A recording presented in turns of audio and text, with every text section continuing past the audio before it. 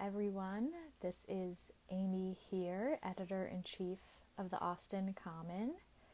And today we're going to be hosting a live conversation with one of our state lawmakers about gun violence in Texas and the legislature in general, things that have been done in the past, and what could be done moving forward. So I see that, I think I see Representative Hinojosa has just joined, so yep, here we go, I'll let her in.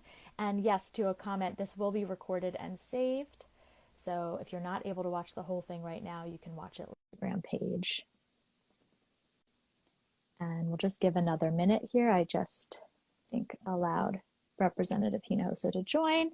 There you are. I'm sideways. You are sideways. Let me fix this. Yeah. That's better. Hold on. It's too sorry. Let us just get adjusted here. Go for it. Take your time. that yeah. Right now. Let's be like this. Just like that. Okay. All right. Good morning. Hi, good morning. Thank you so much for taking the time to talk today. Absolutely. It's my pleasure. Why don't you just introduce yourself really quick? One thing we really try and do with the Austin Common is introduce people to their local leaders, so people who can influence change in their community. So I want to make sure people know who you are and what area you represent. Yes, absolutely. So I am Representative Gina Hinojosa, and I represent Central Austin at the Texas Capitol. It's House District 49. It basically runs the Lamar corridor. My western boundary is MOPAC. My eastern boundary for the district I represent is I-35. And Okay. I have been serving now, this is my 6th year, so I'm in my 3rd term running for re-election. Okay. And I wanted to have you on to talk, one, because you're one of our local elected officials in the legislature, which does have an influence over our state's gun policies, but also you have experience in schools as well. You were a former school board president right here in AISD, right? That's right. Yes, I served a term 4 years on the AISD school board before running for the Texas House. Okay. So obviously it's been a heavy week. You did share with us some resources about how people can support families from Uvalde, which we'll post a link to after this is over. I guess maybe we'll start with some of your opening thoughts or anything you want to share on that, and then we'll get into some more of the policy. This is a tragedy that should be unimaginable, but we all have seen it before. And we all have known that it would probably happen again. There are solutions to keeping these things from happening. There are solutions to minimize gun violence, and we choose not to pursue them, not to enact them. This is not rocket science. It's a matter of political will. And it's very upsetting to everybody. I think we're all grieving right now still. And there's a lot of, there are protests, there are vigils. And I think this is a time to come together, express anger, express sadness, be in that place. And we need to make a commitment while we're feeling this way to change. No more discussions about what should we do. Democrats have filed bills to keep these things from happening. We've had those discussions. The time for talking has passed. It is now time for action. Okay. So let's talk about some of those policies that have been proposed in the past at the Texas legislature. What are some big ones that come to mind for you that you feel like are things that have already perhaps been worked on or proposed, but have not gotten to that level of passing? Well, so what's kind of crazy, what's absolutely crazy in the state of Texas, you have to be 21 to buy a handgun through a licensed dealer, but not to buy an AR-15. because AR-15s are categorized as long guns. And this used to be a rural state. We used to be a predominantly rural state in Texas. People had their shotguns or long guns at home for hunting. We are no longer that kind of state. Those are no longer the kind of long guns that that exclusively exist. We now have these weapons of war that are for sale and proliferating in this state. And those are not regulated to the same extent as handguns because there is not the political will to do so. So we need to update our laws that create gun safety or that help with gun safety. And we need to, at minimum, require that someone be 21 to purchase an AR-15 at minimum. I know there are proposals to have an assault-style weapons ban, and I think that is a reasonable proposal. But there are things we can do that are not controversial, that the vast majority of people will support, like raising the age. We know that too many of these violent crimes happen or are committed by people under 21. And so this is a way that we can reduce death in our community. There's also been proposals for a ban on high capacity magazines. And there have been proposals for universal background checks, which the vast majority of Texans support. Here's the thing. The problem is that, so I think, let's flip the question. We have been passing laws to make it less safe in Texas. So we started out in Texas, it was not legal to even carry a handgun on your person out in public before George W. Bush was governor. And so that was in the early 2000s, right? So there is this fictional narrative of who we are as Texans, that we're these, gun-toting people. That's part of our history. No, that's not who we used to be. We have adopted this false narrative claiming we're that, and we have made our communities less safe. Up to last session, where we passed permitless carry. It used to be that to carry a gun in public in Texas, you'd have to pass a background check and you'd have to get training. We did away with that last legislative session after the Santa Fe shooting, after Sutherland Springs. So we've gone the opposite direction. We've made it less safe. And Democrats have opposed those efforts in the last legislative sessions. I want to draw attention. I'll post a link to this also. The Texas Tribune has put out a really great timeline that I recommend everyone look into if you're interested in this issue in particular. That goes back, I think, more than 10 years and lists, all the mass shootings we've had in our state, all of the legislation that has been passed correspondingly, and also public opinion polls about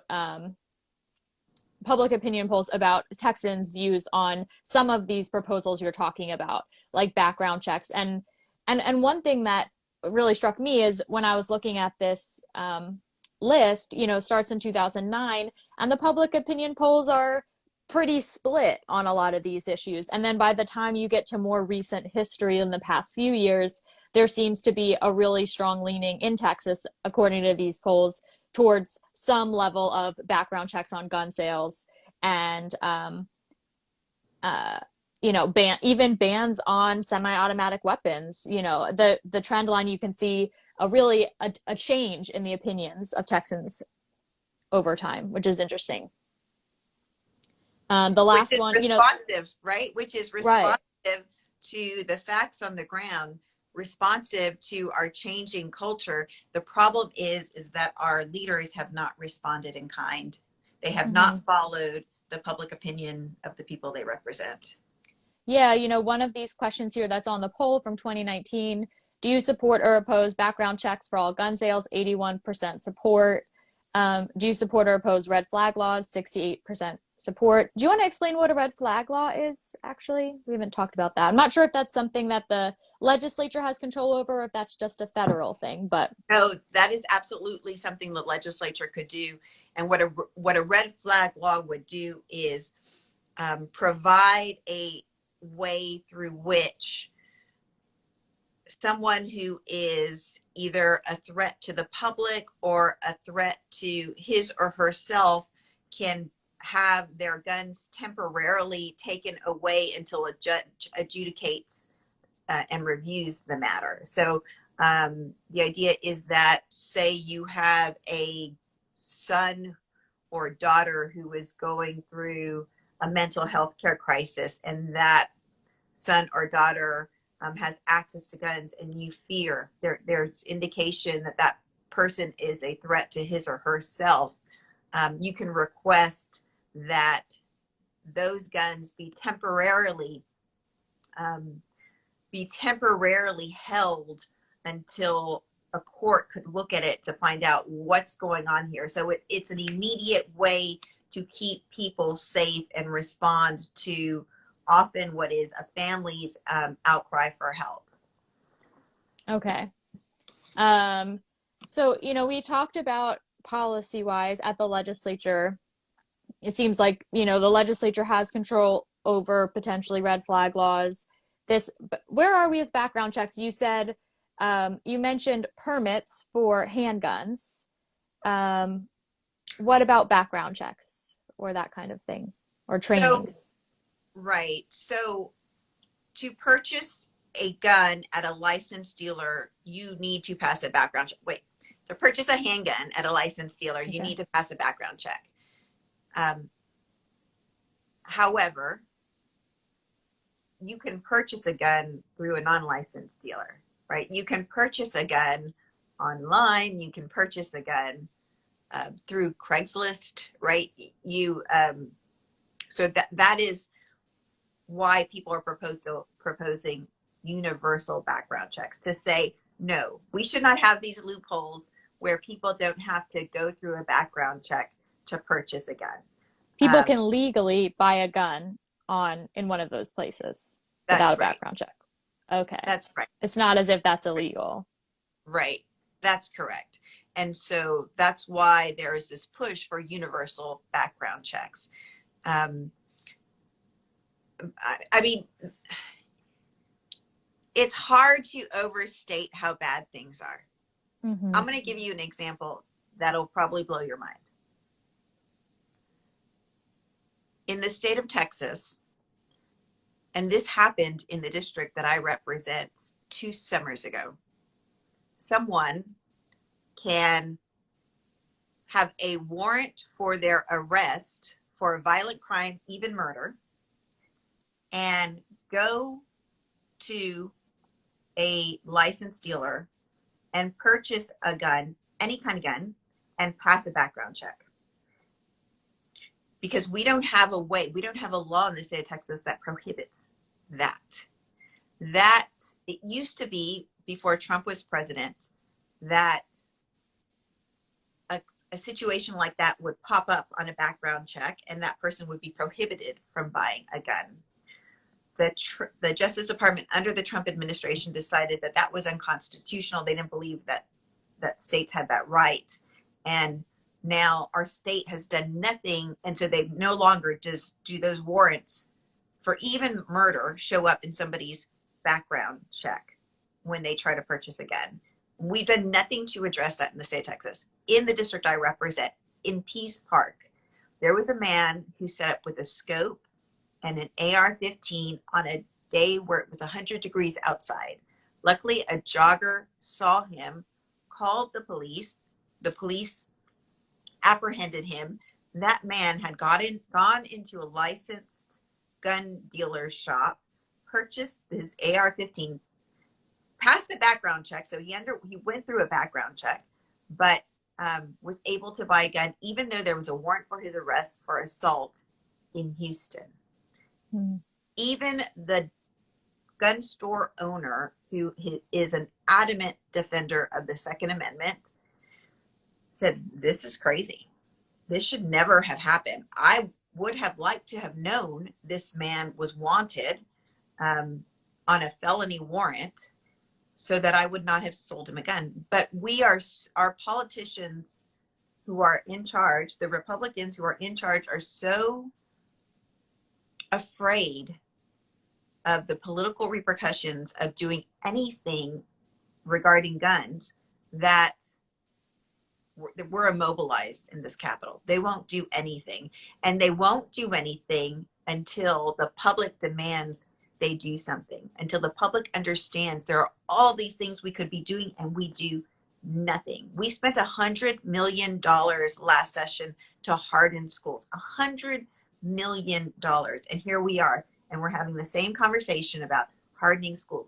We passed laws to say school personnel could carry guns in schools last session. That's how we responded to Santa Fe.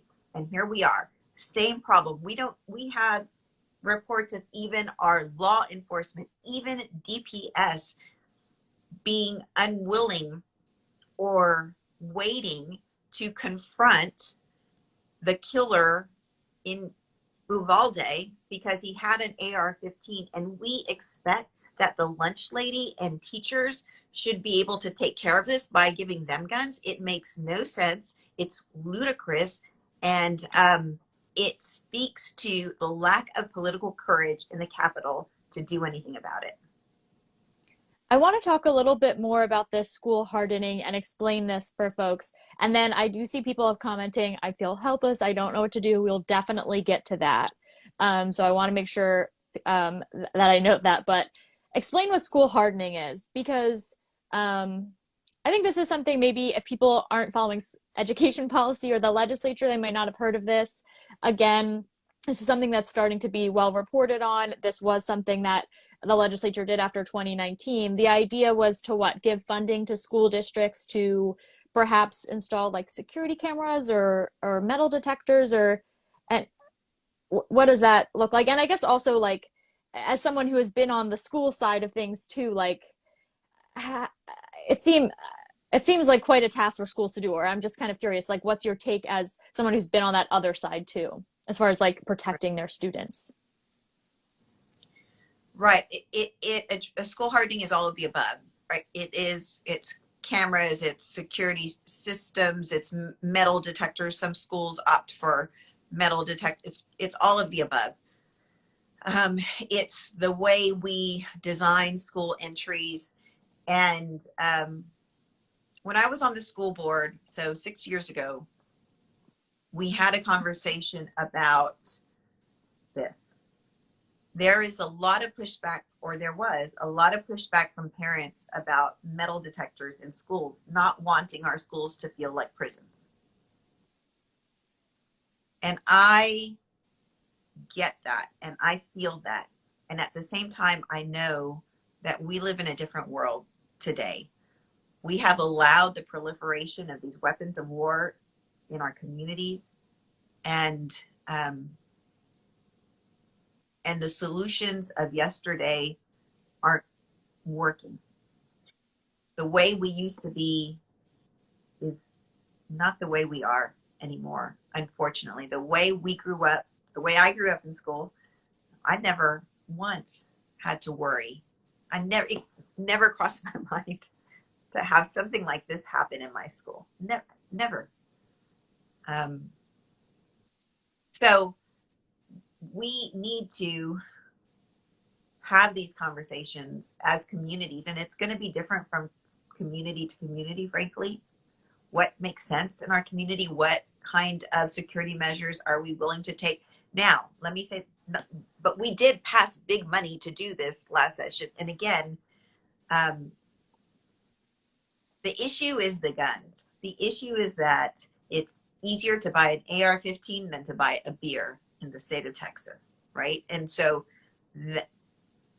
we need to focus on that issue. Yes, we also have to continue to look at how our schools' security evolves in this day and age.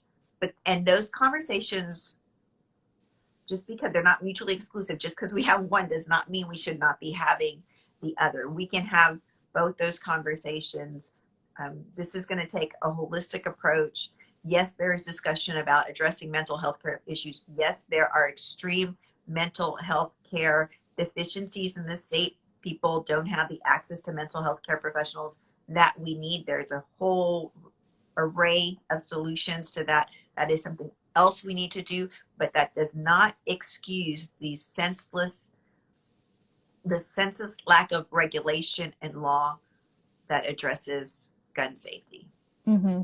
Yeah, I'll just read here. This is a quote from the Texas Tribune. After the Uvalde mass shooting, GOP leaders are again pushing to boost school security, but similar legislation after a 2018 school shooting has fallen short of its goals, and experts said there's no evidence such tactics work.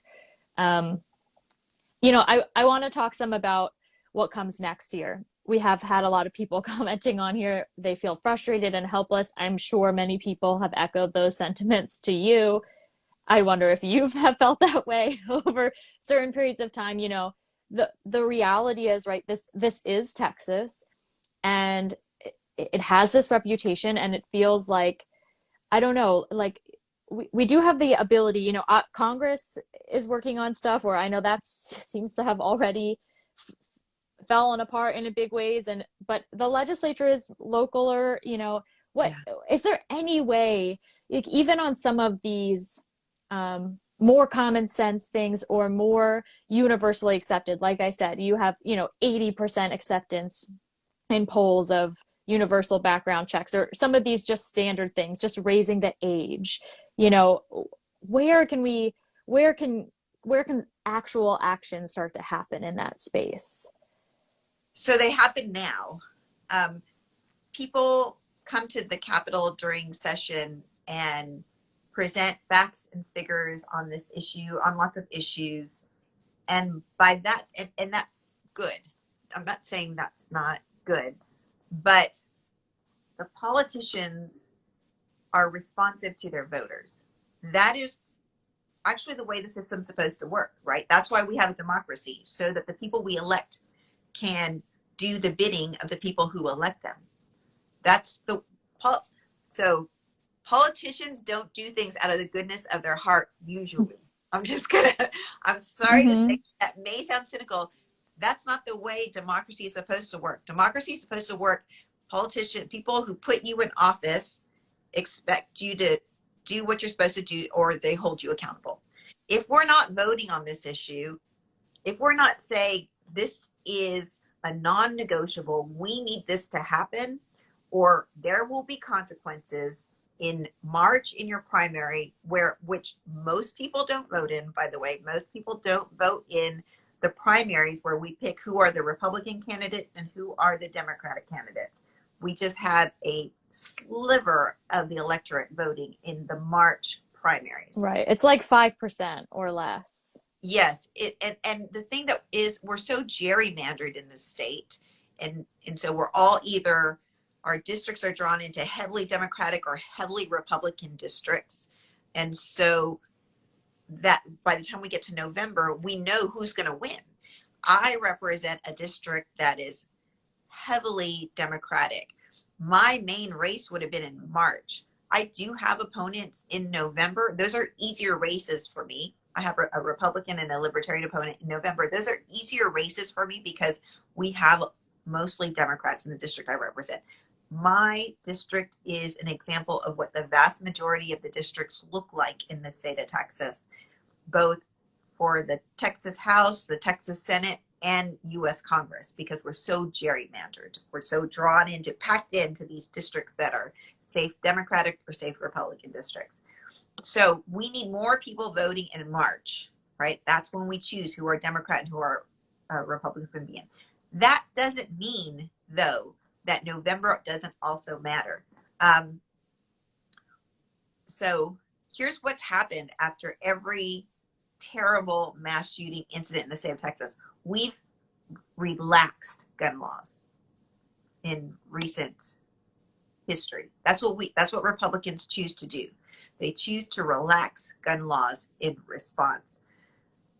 we can elect a governor that says, no, we're not doing that, or I'm going to veto that, right? So the difference between the election of a representative and governor or attorney general, or any of those statewide races, is that's everybody voting, right? So those are swing elections. Those can go either way in November. Those Because there's races no are, districts. because there's no districts, right? If the district is the whole state of Texas, the whole state of Texas votes for governor. The whole state of Texas votes for attorney general. So those are the races happening this November. Those are the races that we can absolutely affect this November. And there is the practical power of having a governor that says, no, I will not allow you to continue to reduce gun safety laws and regulations. There's also the power of, for instance, one of the ways that we lose so many people to gun violence is because of lack of safe gun storage in the state. Guns are stolen, guns are left out, kids get a hold of guns and take them to their schools, take them wherever, you play with them. Kids get accidental shooting deaths are on the rise, especially among kids. So Democrats have been pushing, and the response has been completely inadequate. Democrats have been pushing for safe gun storage campaigns, right? That's something that the governor can do on his own. He's got a purse of money, can have DPS put out messaging on billboards, text, secure your guns, lock up your guns. These are the statistics of kids getting a hold of guns. It's that kind of bully pulpit, that kind of messaging that comes from our lead elected official in the state of Texas can be powerful to change the, help change the information and understanding and knowledge people have around gun safety. So there is the very real power the governor has, and then there is also the bully pulpit and kind of softer power and power of the purse that the governor has to be able to affect gun violence. Okay. So obviously I'm hearing this election coming up is important. The Texas legislature, for people who don't know, it meets every other year. I guess we'll have a session coming up in January Right. 2023. So there Right. will be a session. Obviously, being involved in the legislature can be difficult. Things move really quickly, but we have several local folks like you who represent different districts that are within Austin, that people who live in Austin. Obviously, we have this really fortunate opportunity that we're here physically and able to engage in some of these, policies and hearings and that kind of thing. Are there any organizations out there that you've seen that you feel like are doing good work, are very passionate about this issue, that people who are interested in this might be interested in engaging with? Yes. Texas Gun Sense is a local Texas organization, Texas started organization that works on gun safety measures. And so that is they are a small group. They could use more resources. So I would recommend, if you're looking for a place to invest to try to change things, that is a good place. Moms Demand Action gets involved in the politics of it as well.